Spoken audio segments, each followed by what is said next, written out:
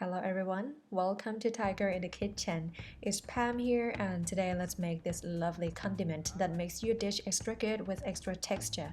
Crispy garlic and garlic oil.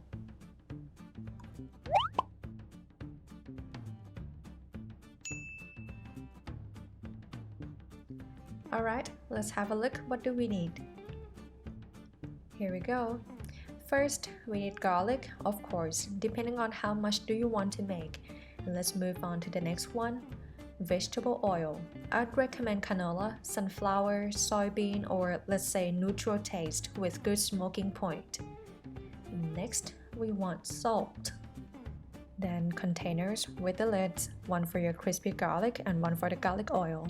I have a lot of glass jars and containers at home. No one dares to throw them away knowing I won't be happy. Do you also love to keep some containers for the reuse? If yes, let me know in a comment.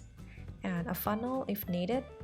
A strainer, you want to have it ready because the garlic can be overcooked quite quickly. So get the garlic, remove the skin.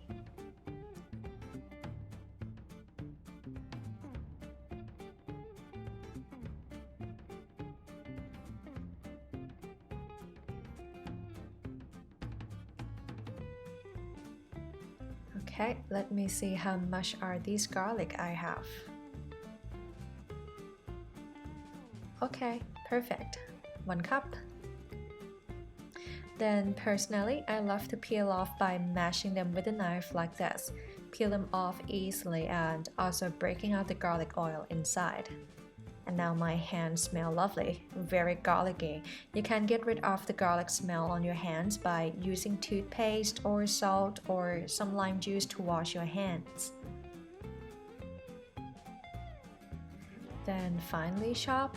You can also blend with your blender or pound with mortar and pestle, anything convenient, but we don't want to make it too fine until it turns like a paste. We want some bits. Another way to make it is you can also slice them thinly like chips.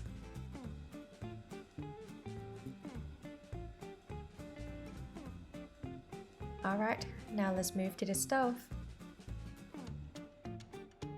I'm gonna be using 2.5 cups of vegetable oil. If you don't need a lot of garlic oil, then just put enough to cover the garlic.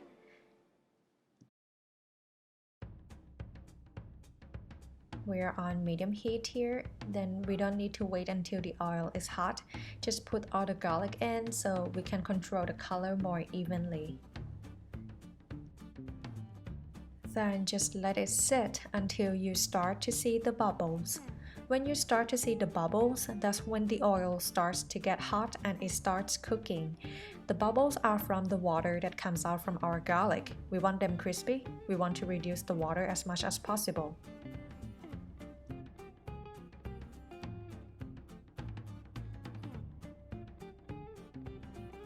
Smells so good at this point. So here's our helper to make the garlic get crispier for a longer time. Salt. Just a half teaspoon is enough for a cup of garlic. Keep stirring patiently, and from now is a little tricky part. You want to keep an eye on it because once you lift the pot up, the oil is still hot and the garlic will still be cooked. If you lift the pot a little too late, it will be too cooked. That's why I suggested since the beginning to have the strainer ready next to you. And now it smells so nice and the color looks good. Once you see less bubbles and your garlic turns yellow already, you can turn off the heat and stir until it turns beautiful golden brown.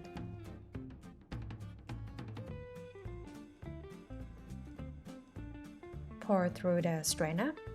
You see, now we have even golden brown crispy garlic. This is a very good application to top on your noodle soup, dumplings, wontons, fried chicken, whatever.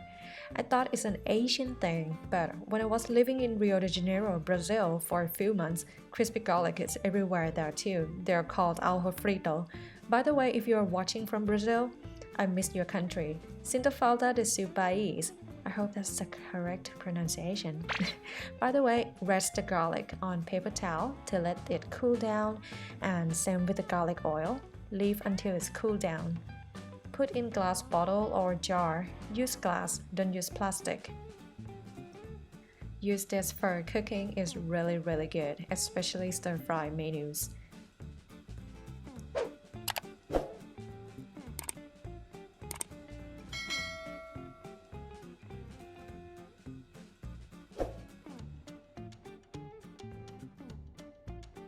And same with crispy garlic.